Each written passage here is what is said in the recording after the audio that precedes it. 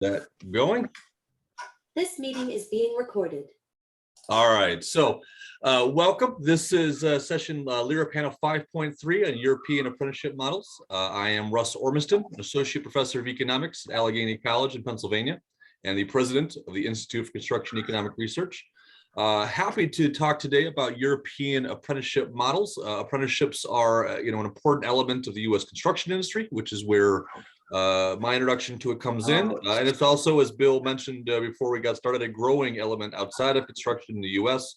And but apprenticeship programs differ, strikingly across the world. And there is considerable value to understanding these different approaches. To this end, this panel will provide an overview of apprenticeship models in 3 European countries: Germany, England, and Denmark. And so I'm pleased to be joined by 3 esteemed panelists. Speaking of the German system, Thomas Habenicht of IG Metall, the Danish system from Christian Ibsen, University of Copenhagen, and the English system by Patrick McGurk of the Queen Mary University of London. We will go in the order of our speakers' last names. Each speaker will have 15 minutes. After 15 minutes, I will and I'm simply telling the authors here, I will give you a gentle nudge at 15 minutes, another gentle nudge a little bit after that. Then if we go to 20 minutes, I will be a jerk and cut you off. So there we are. What I will ask of the audience is that if you have clarifying questions, please either raise your hand or put them in the chat window, and I will call on you, or I will interrupt if it's a chat window, a chat question. If you have a discussion question where you simply want to riff on something, I will simply ask that you wait to the end of our talks collectively, where we will have some time for Q&A and crosstalk and discussion. So with that, I am pleased to introduce Thomas Habenicht, who will be speaking of the German Training at a Glance, Qualified Vocational Training and Education. And Thomas, I will, steal your first slide in my introduction of you. Thomas was born in 1960 in the north of Germany. After an apprenticeship as a fitter, he was graduated with diplomas in engineering and vocational pedagogy. Since 1996, he works for the IG Metall Board of Management, mainly in projects to promote and foster the vocational training in companies. His contemporary project deals with the current digitalization process, and the consequences for the development of competencies needed by the workforce and vocational training matters. So Thomas, take it away. Yeah, hello all together. A personal comment before I start, because this is for years my first job in English. I used to speak English, of course, because I studied in England, but that's ages ago. And if I do not understand properly, or if I can't answer a question, just write an email to me and I will do it then afterwards. Yeah, thank you for your understanding. I'd like to post to show you some slides. Yeah. Yeah.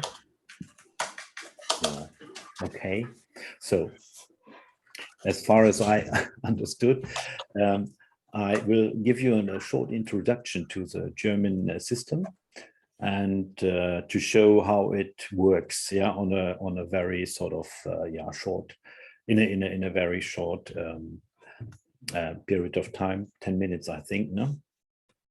And so you will have then the understanding of the basic feature and of how it works, yeah? Okay, so, okay, I have to, now it works. No, we had there already. Today, now I speak about Euro training, but very popular within the last 20 years. We have the thing of dual study that is similar, and based on the dual training system. Dual studies are university studies with firmly integrated practical assignments in companies. Yeah, that differs from the classic courses in that. It has a higher practical relevance, which varies and depends, or depending on the course and of the university. So I don't want to talk about this, but if you have any questions, of course, yeah, I will put some emphasis on this as well. So let me talk in the first place on the defining feature of the vocational training in Germany, and let's have a look. Dual training, you see, dual means company and school together. Training is mainly provided in the companies, supported by teaching in part-time vocational school. So the young people or the people who join in the dual training, they learn at both venues, and of course by different but coordinated regulations. For companies, we have some regulations, and for the school, we have different regulations. Yeah, you can say that when you look at the matters on companies, the regulations on companies, these regulations are defined and generated by the social partners and employer, and of course the Ministry of Education and Research at the end. And the regulations for the school thing is done by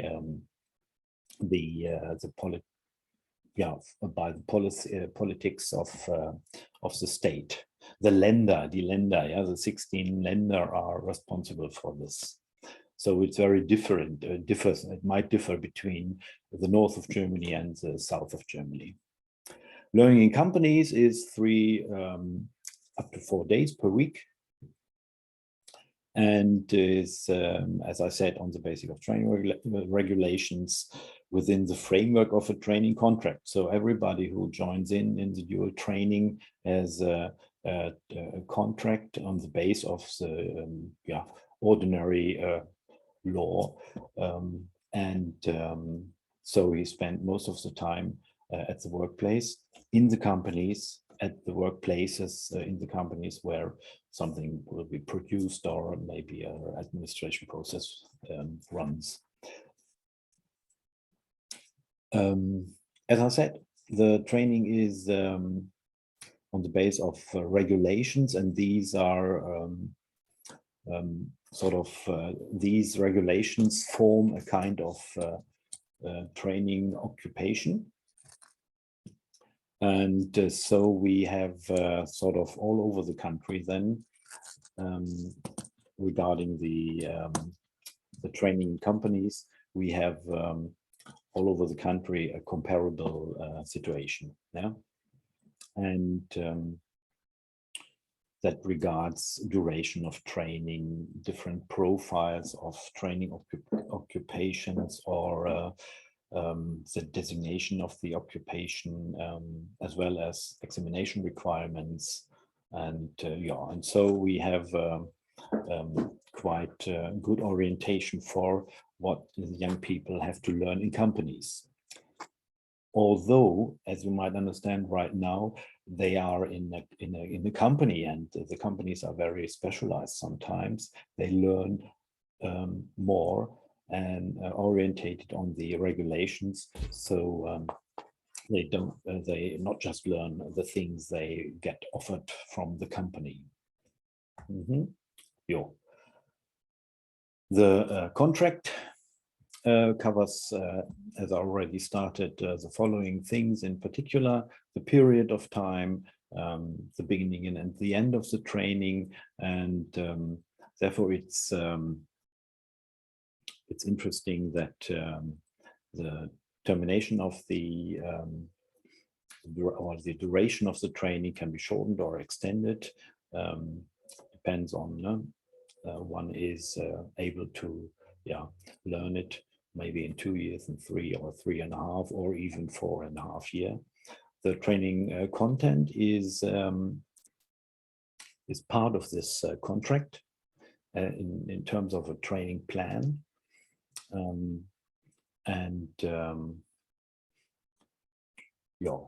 What else? Of course, what very interesting is maybe that the contract also is the base for allowance, which is paid to the trainee, and that differs currently between maybe 500 and 1,000 euro in the average.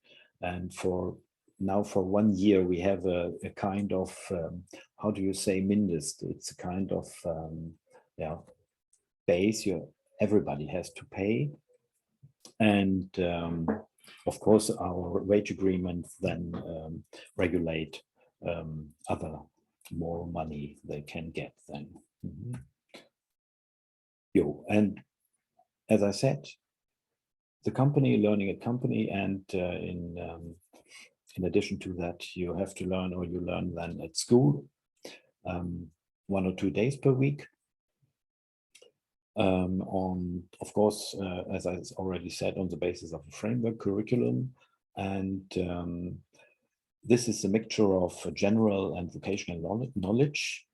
Some is very much linked to that, what they do in the companies, but they also have to learn something which is so regarding general subjects,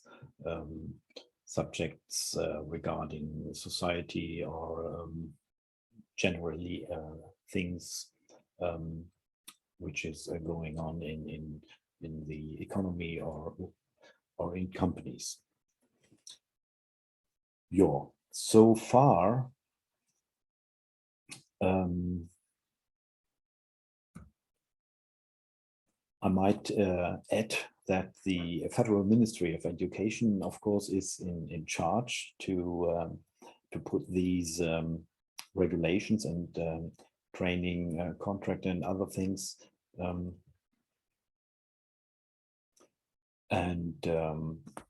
This is a thing which is very much sort of linked to the cooperation of from social partners, unions and employer.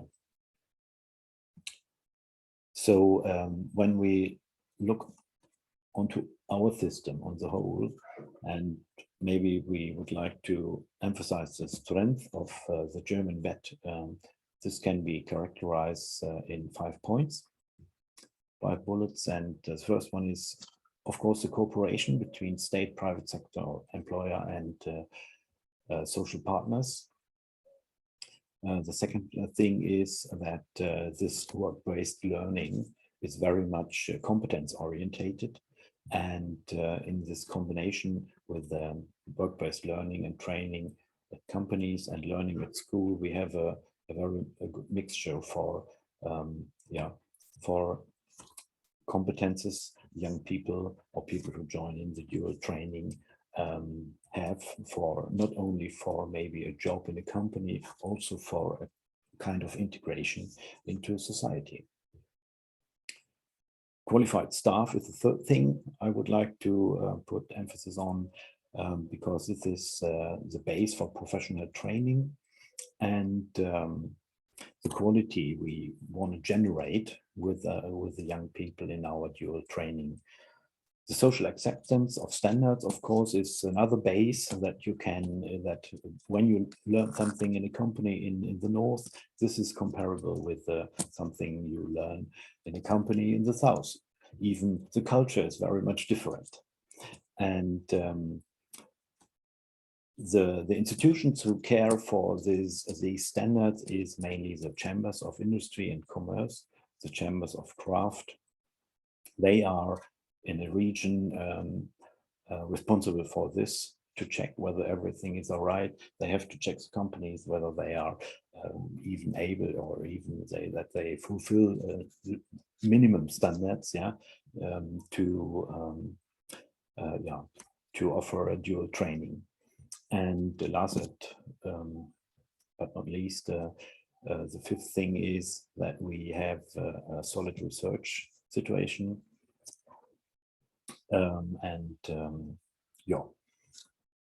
This is a good base for our development of the occupation training program, and so we can support and develop the system quite good. And the last novella, the last time we have sort of renewed our system was 2018. And due to the digitization, we have put in new competences to learn in every training occupation your picture. So yeah, and if you want to have maybe a nice introduction in the system, how it works when a young people goes into the dual training, you can watch this film, this YouTube film, which is behind the link. But I think my time is over, and I say thank you very much.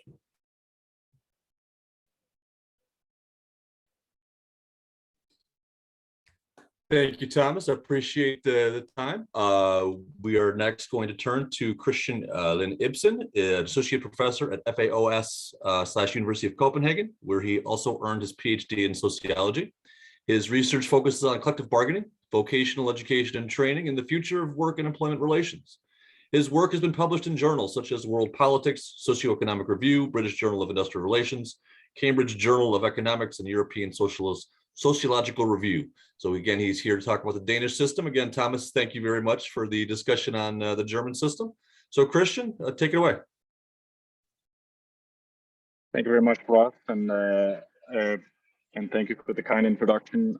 I am in an airport, so there might be some noise in the background. I apologize in advance. Okay, so I think Thomas, you need to stop screen sharing, and then I'll take over, if you please.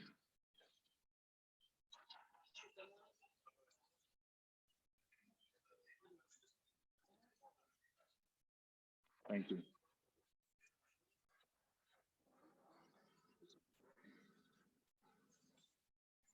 All right, so I will speak on the Danish VT system, and because Thomas is so kind to go into details about how the German system works, I don't have to do that much because it's quite similar. So I'll talk mostly about some recent developments in the Danish system and some issues or challenges that the system is encountering right now. So if we look at the core characteristics, this is a little bit repetition of what Thomas said. So the core idea is that skill formation mostly is done through firm-based training accompanied by compulsory school-based components. So the dual training that's going on between the firm and the school. So there's obviously a high reliance or heavy reliance on the private sector that they participate, that they actually fund and take on these apprentices, but there's no compulsion to train. So there's always been this issue about whether companies would actually engage with this due to the risk of poaching. It's collectivist in the sense that firms train to standards that are set nationally. So you don't just train for the particular company's skills needs, you actually have to train to the nationally set standards that are negotiated and reviewed in tripartite committees. And there are about a bit more than 100 recognized occupations at the moment in Denmark.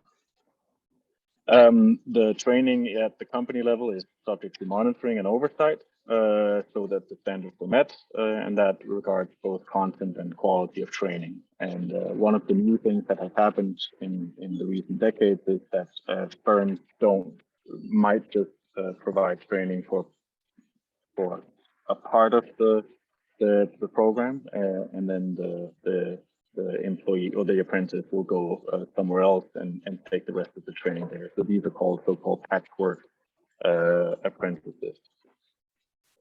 As I said, there are trade councils in which trade unions and employers associations sit and negotiate the different standards of each program. There's a national VT council that oversees those activities. You have the Ministry of Education that is primarily there to make sure that everything goes according to law, but really the programs are owned and governed by the social partners. So that's employers associations and trade unions. Then you have the schools, and below them you have all the different programs that are categorized into four categories that you can see here. The point here is that VT programs actually cover quite a large share of the private labor market and the public labor market. So it's not just construction; it's really across all industries and sectors. Denmark is also characterized by having a high share of VT students, but not the highest. So if we look at these figures from 2014, you see that just over half of the upper secondary students go into vocational education and training rather than the general gymnasium, which leads into university or tertiary education. However, this is also changing, as I will show you in a bit. So some of the positive outcomes, and which has been highlighted in the research, is the smooth school-to-job transitions, which have the added bonus that there's a low youth unemployment in the countries that have well-functioning collectivist VT systems. There's access to well-paid jobs for disadvantaged youth, so you don't have to come from a family of university parents with university degrees. So there's an element of social mobility or access to well-paid jobs for disadvantaged youth through these systems. It's efficient skill matching for employers because they're basically training their future employees. So there's sort of this idea that it's a nice combination of both efficient labor markets, but also inclusive labor markets in the collectivist UC system. All right, so that was all the good things. Now I'm going to focus a little bit on the core challenges. And in Denmark, there's both challenges on both the supply and demand side of the VT apprenticeship market. So here I understand supply as being what the firms supply and what the students demand of the apprenticeship market. So the first is the low demand. So simply that youth, the young people, they select into general education much more than they did in the past. So this is what has been called the academic drift challenge of VET. The other one is that there's low supply, so that firms are not really providing enough apprenticeships, and that creates collective action problems especially in the private sector. So what we end up is a situation where there's not enough workers with VET skills to fill in for the retiring VET workers. So we have a demographic challenge of simply supplying enough VET skills for the needs in the labor market. All right, so how does that look? Well, if we look at the academic drift, here we have the number of youth entering to VET and into university studies from 2005 to 2018. You see here that over time, the university students have overtaken VET in absolute numbers. Another way to look at this is how the really young sort into general upper secondary versus vocational upper secondary. And here we see the real problem. So the young people, the 9th and 10th graders, so 15 to 16-year-olds, when they have to make a choice, they are increasingly going into general upper secondary education, the one leading into universities. So if we compare that to, for example, Germany, one of the reasons why this is the case is probably the low status of VET in Denmark. So this is an opinion survey that was done in 2016 by CEDEFOP, asking if parents would recommend general education or vocational education to a young person about to decide on their education at upper secondary. And you see in Denmark, there are higher shares that would advise a young person to choose general education, as opposed to Germany, where you see the reverse image, where more people answered that they would recommend VET. But what has happened in Denmark is actually that VET is increasingly being used as a second chance education. So if we look at the share of cohorts entering vocational versus general upper secondary, and these are figures from the OECD, in 2015, we see enrollment of the really young on the left-hand side, overwhelmingly going to general education. But if we look at the sort of young adults, if we call them, so people who might have gone into education programs that didn't really fit, or they might have been working or doing some sabbaticals. Well, they are actually sorting into the VT programs. So VT is increasingly a second chance education, and the average age of the VT graduates has now increased to 28 years. So quite late graduation in cross-national comparison. All right, so that was the demand side. If we look at the supply side, the firms are not really delivering enough apprenticeship. So here we're looking at the period from 2008 to 2019. And what I want you to see here is that the number of students without an apprenticeship, so when they start, they don't have a contract with the firm, increased quite a lot since the financial crisis. It never really came back to the normal, even when employment levels started to increase again after the crisis, so around 2013, 2014. So this basically means that there are a lot of students who do not have an apprenticeship when they start the VET program. And this is possible in Denmark because there are school-based alternatives. So one of the things is that it's the advanced firms that are not delivering the apprenticeships. So if we look at the apprentice quota, which is how much do you train relative to your skills profile, if you will. So are you basically reproducing the types of VET workers that you have employed? Well, here we see that, for example, manufacturing is actually quite low compared to, for example, construction. So this essentially means that the large advanced companies are not training enough to fulfill their own skills needs. So this would suggest that they are somehow not supplying what they should be supplying. So what is happening is that there's a school-based alternative that is becoming the most important in the absence of an apprenticeship. That's the yellow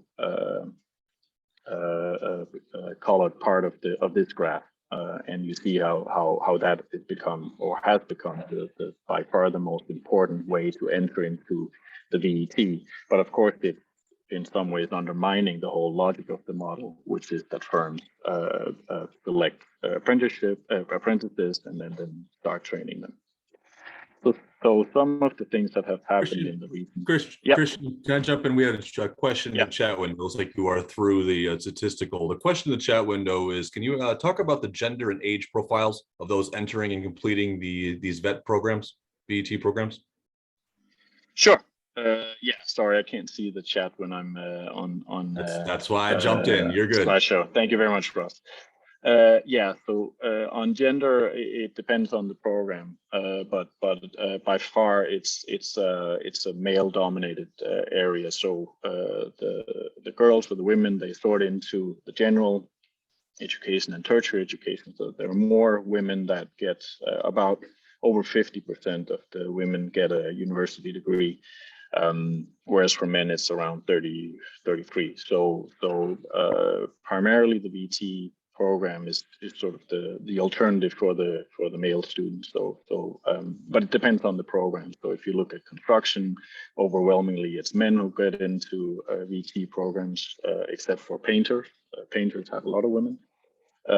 If you look at manufacturing, so the welders, the metal worker programs, overwhelmingly men.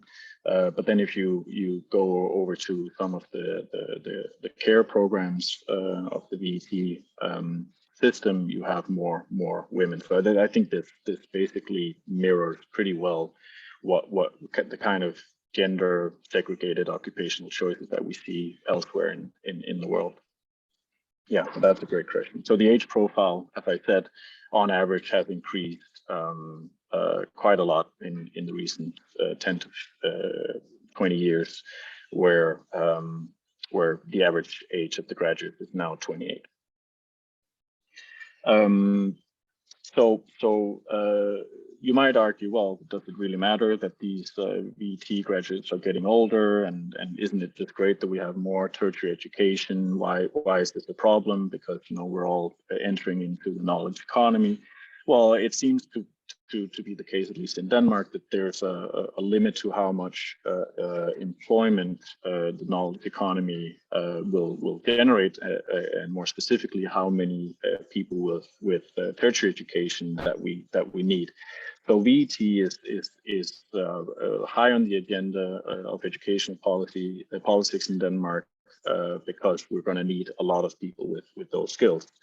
So there's been reforms that try to increase the attractiveness of VET by building larger campuses and to attract more and better students. There's been reforms to select better students. So there's in 2015, a graded requirement was introduced to say that, well, VET is not just for people who can't do anything else. So that was also done. And then there's been recent reforms to increase the supply. Sorry for the misspelling, but the supply of apprenticeships. So there's a system now where companies get bonuses or penalties if they over or under train, respectively, relative to this VET quota that I just mentioned before. So this is really a way to incentivize firms to take more apprentices in the future. And there are some indications that this is actually working, although it might just be an effect of the business cycles that we're seeing, which are quite favorable, at least at the moment. All right, that's all for me now. Thank you very much for listening.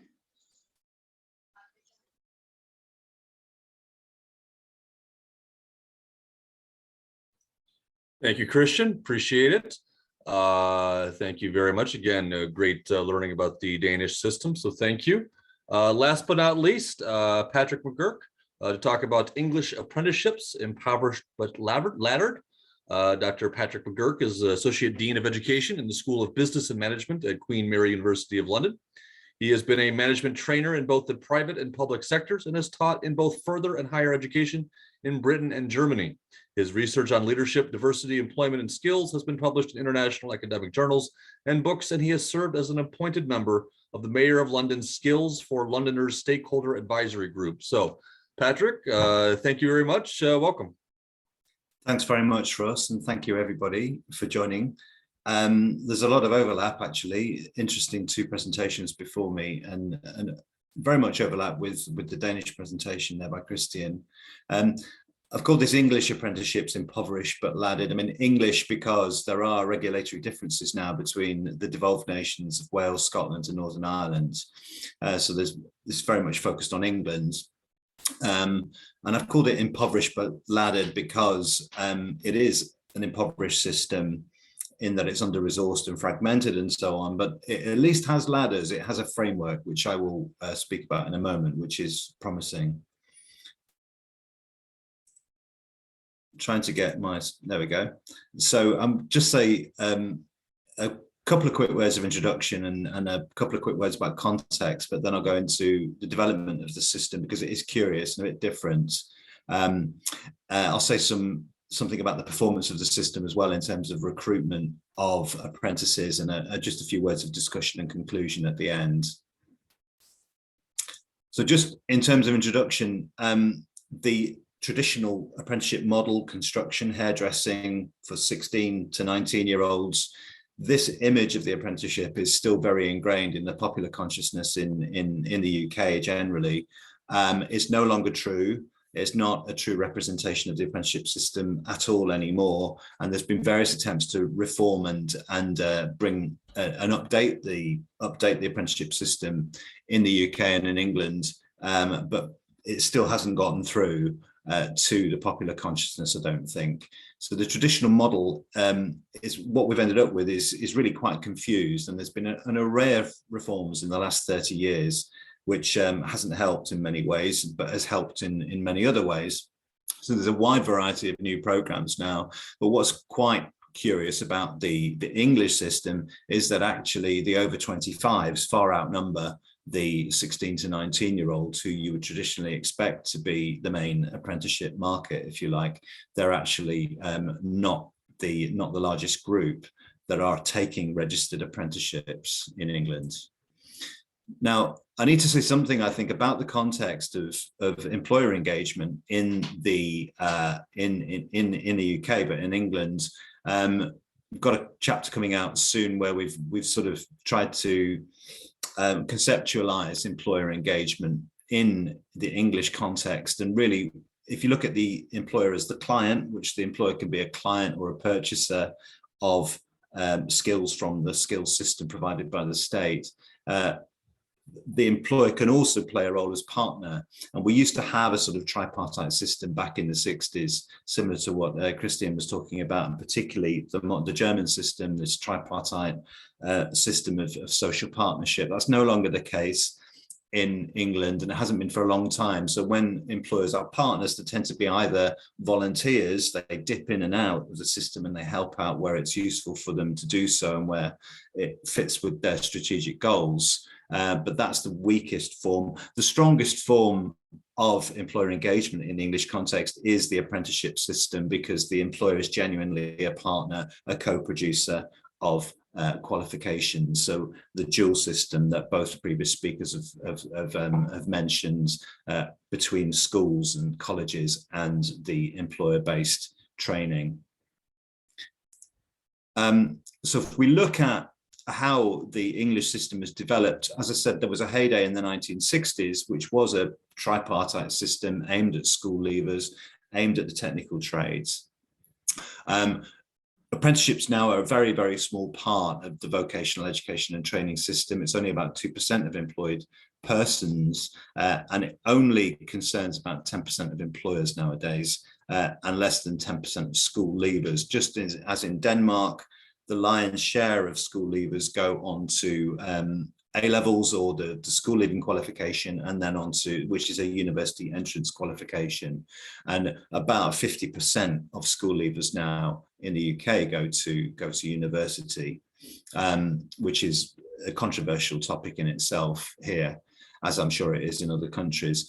What's curious about the English apprenticeship system now, perhaps, is that it's laddered. It's got intermediate, advanced, higher, and degree level versions.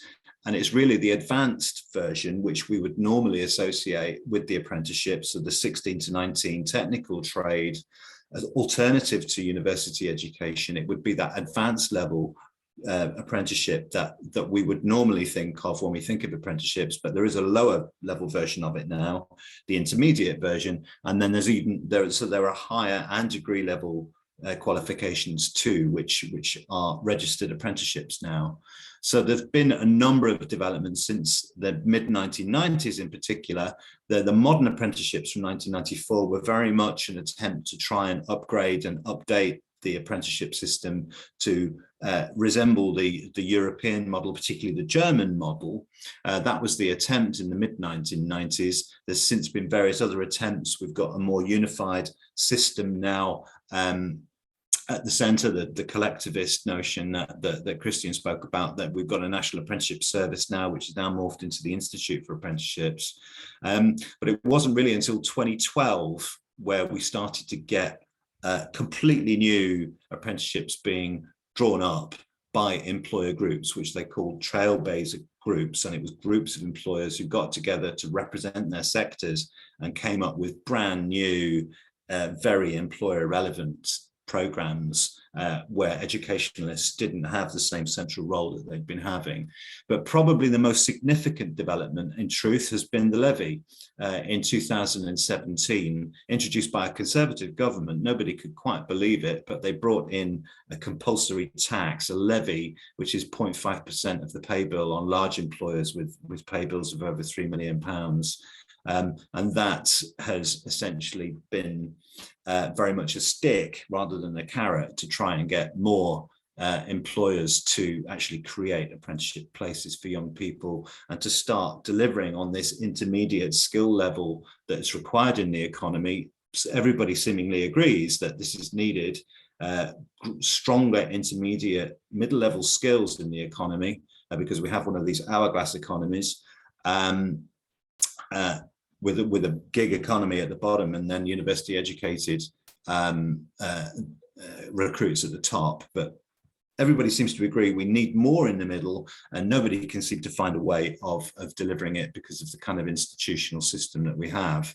And since the days of the tripartite system, we haven't gotten back to anywhere near the level of apprenticeship recruitment that most stakeholders seem to think we need. So I'm just going to say a few words then about the performance of the new system, particularly since the introduction of the levy in 2017. We're really measuring the performance of the system at the moment by the recruitment of apprentices, how many apprentices they can actually recruit. There are some issues around quality too, and issues of diversity. I noticed the question in the chat earlier on about age profile and demographic breakdown and so on, quite a big issue. In the current VET system in the UK is diversity, cultural diversity and ethnic diversity of apprenticeship recruits, and that has started to change so that it's no longer quite as dominated by white apprentices, but the gender split is roughly equal. It's slightly more male dominated. Still, of course, as Christian said, it also depends on the particular program in the sector that we're talking about. But I'll just say something about age, level, and sector before I close. These are the most up-to-date stats that we've got from the House of Commons Library, but you can see that, as I said before, it's the over 25s that still dominate apprenticeship recruitment. And you can see also from 2017 onwards, a drop. Really quite a predictable trend in that as soon as the levy was introduced, paradoxically perhaps though, fewer employers actually started to create apprenticeship places. They really started to think about how their levy was going to be used. Perhaps this is one of the arguments. And of course, since the pandemic, there's also been a drop in apprenticeship places too. But the key thing there is that the over 25s are dominating apprenticeship standards, but you'll see a lot of these over 25s are taking the intermediate apprenticeship, not the advanced level apprenticeship that most of us would recognize. Okay, so just on the levels then, you'll see that the advanced level apprenticeship, although numbers have dropped, have now started to outnumber the intermediate. So for the first, for the last 3 years, so since numbers have dropped essentially, this is deliberate policy on the part of the government. They no longer fund as generously the level 2 apprenticeships or the intermediate apprenticeships. It was a deliberate effort to try and get employers to take on more level 3 apprenticeships or advanced level apprentices. And these higher level apprenticeships, as you can see, are starting to grow. So there's been, the levy has worked in that sense. It's the overall recruitment has dropped, but the actual mix of levels has started to go in the direction that the government wanted since the introduction of the levy. And just by sector, this is, I think, quite interesting as well. The technical trades are really quite small. They're dwarfed in comparison to business apprenticeships and health and care apprenticeships, which are by far the 2 largest areas of apprenticeships in the economy now. And that's a legacy of these modern apprenticeships where we tried to update the types of apprenticeships that were being offered. So I'll just say a few words of discussion and conclusion. In terms of discussion, since the resurrection in the 1990s, apprenticeship, what we've ended up with is really been very fragmented, mismanaged and under-resourced. I mean, the mismanagement, there've been some high-profile corruption cases where employers have been taking the money to retrain workers that they would have retrained anyway, and they called them apprentices. To be blunt, that's what's been happening. So there's been some mismanagement there too. The root and branch reform since 2012 starting to show some evidence of employer commitment to the higher quality, the high tech and high level apprenticeships. These really are very hot property, and they are very sought after jobs, and they've got great progression and great returns in terms of wage premiums and so on. But the numbers are small in comparison. So there's a number of constraints on the growth of apprenticeships under the new system. One is that the employers are reluctant, despite the levy, to create new apprenticeship hires, so the contracts for new apprentices rather than more casualised labour. The levy administration is a problem. The new levy is still being complained about as too complicated and bureaucratic. SMEs have to pay 10% towards their training costs as well, which is considered a deterrent by small and medium-sized enterprises, particularly in construction, I might add. The fourth one is employer reluctance to release apprentices for their off-the-job training. There's a 20% requirement, 1 day a week requirement to release apprentices, and this is also a problem. And in fact, in many cases, employers are not actually releasing them for the day. There's lots of blended learning and e-learning type solutions being done as well, more flexible ways of trying to make up this 20% and account for 20%, and some questionable practices there too. And then the last thing there on the list is that employers still complain that there's a lack of suitable applicants. So this particular complaint hasn't gone away. So just to conclude then, there are some deeper constraints, structural constraints in the UK generally, in this sort of very liberal market economy that we have. The tendency is towards low road, competitive and product market strategies, which doesn't help the long-term investment in skills.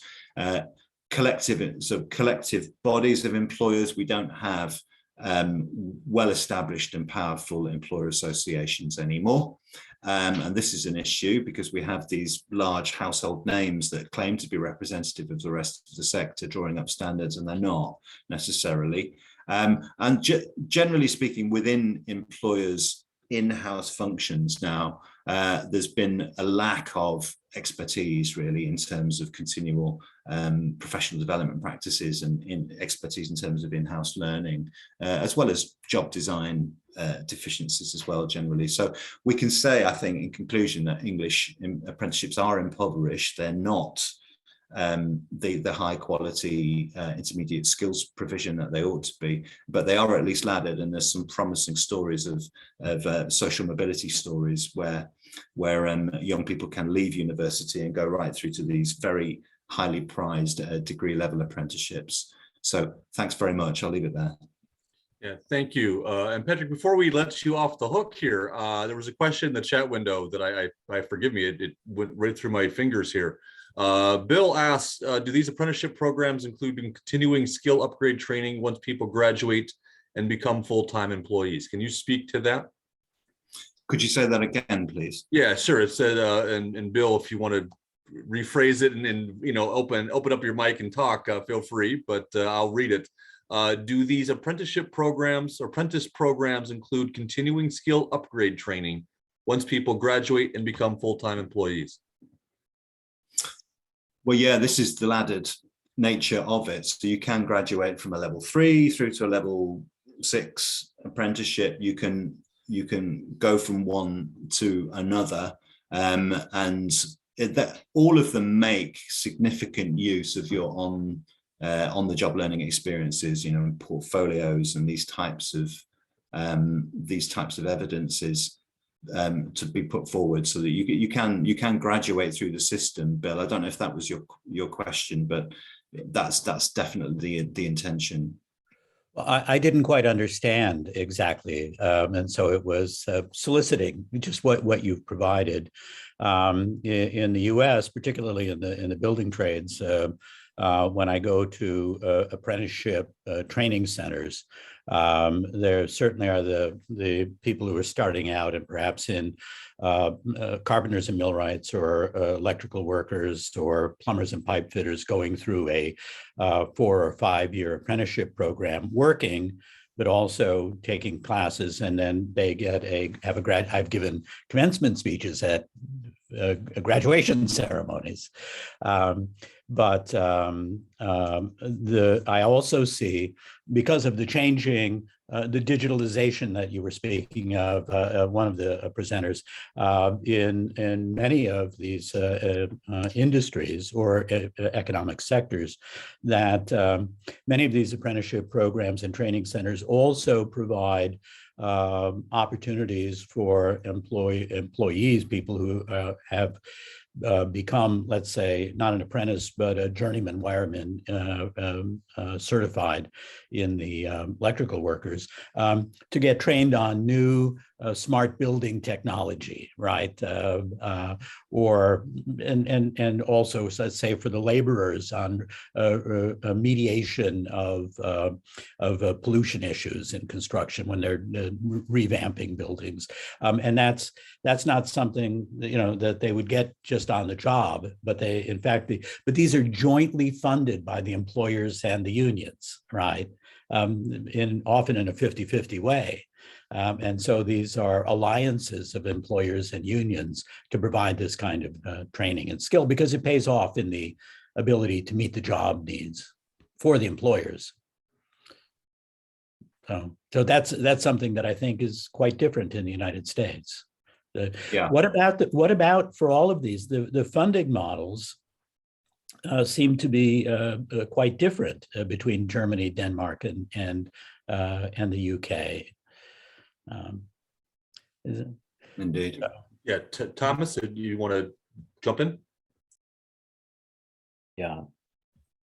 Well, I can say something to that. Of course, we have several fundings to get more people into dual training in our system.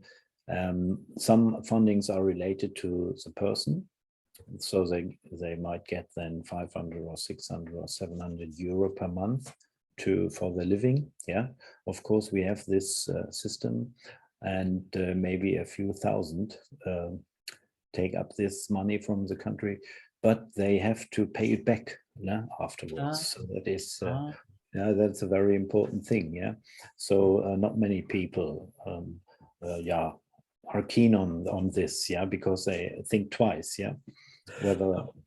Patrick was talking about the UK model, where about was that correct? About 2% of the labor force is covered by these kinds of programs. My understanding is in Germany it's far higher, right? Maybe closer to 50% of new employees, and everything from bakers to urban planners come through apprenticeship programs, right? Yes, of course.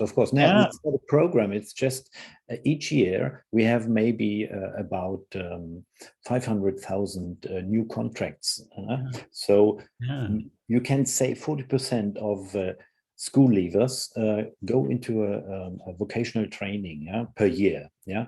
So on the whole, when you look at it, so maybe at least every 50% of all workers and clerks have an apprenticeship in Germany. Yeah, that is the thing. Yeah? So even although we have a decline, when you look at the figures, that's not really my cup of tea. But I know, of course, some figures. When you look at this, in the age of 2008, before the financial crisis, yeah, we had about 600,000 new contracts per year with regarding to dual training, and now we have about 500,000. So we have a decline of 100,000 per year. So that is really a crucial situation. But still, it's a very strong, or the strongest system in Germany to supply young people with the competences. Yeah.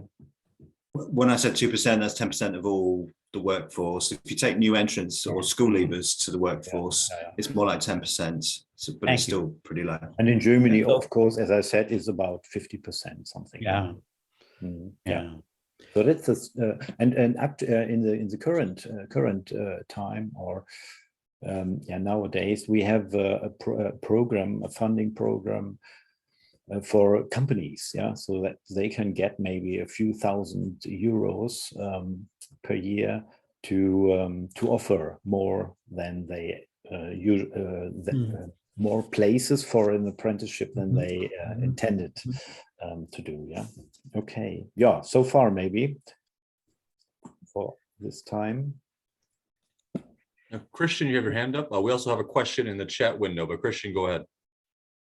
No, I just wanted to say shortly about the funding. So in Denmark, employers pay into a fund that then reimburses the training costs afterwards. And this is where you can start incentivizing, because the firms that undertrain will then be paying into this fund more than they get back, whereas those who are overtrained, they will get more, right? So that's the incentive structure. I think an important institutional requirement for all of this is that the business or employers associations, who in some ways build up norms about taking apprentices, and so it's not just economic incentives. It's also about being part of an association that really promotes and facilitates the training part, and in some ways collectivize it. The other thing is collective bargaining, right? The absence of huge wage differentials that you can use for poaching. So I would stress that's also a big issue in Denmark. So if you decentralize wages, which we've done for the last 20 years, you might see more poaching going on, which I don't have evidence for this, but it might also have undermined a little bit of the sort of collective action that we saw was much stronger in the past. All right. Before we get, we got a few more minutes. We do have a question in the chat window from Paul Whitehead, and it's two questions. I'll start with the first. We in the U.S. have a significant number of private for-profit training providers. In each of your countries, have you seen any development of this kind? So I don't know who wants to jump in. If any of you have, Patrick, I see you unmute. So if you want to jump in, go ahead. Yeah, absolutely. Here they're called approved training apprenticeship providers, private training providers of apprenticeships, I beg your pardon. And yeah, it's been a very controversial issue, actually. But they've been very successful in providing apprenticeships and taking state funding, but also not placing really any obligations on the employer. So there's been very few obligations on the employer in terms of, so these apprenticeship training providers have virtually delivered the whole of the qualification with very little employer input. So I saw Dale's question about people not knowing that they were on apprenticeships sometimes in the UK. That's less of an issue now, and that's what the reforms have to a large extent been successful in stopping, because many of these agencies were actually providing apprenticeships without the learners on the programs actually knowing about it. So yeah, that's been a big growth. Employers now have to seek out and choose a provider of their training to do the 20%, and the private providers still do quite a lot of this, but schools, colleges, universities will also do that 20% for them. Thanks. Is there any commitment by employers after they've participated in this to be committed to hire the graduates of these programs? There's no formal commitment, but it's normal practice after that investment. Yeah. Okay. Yeah. All right.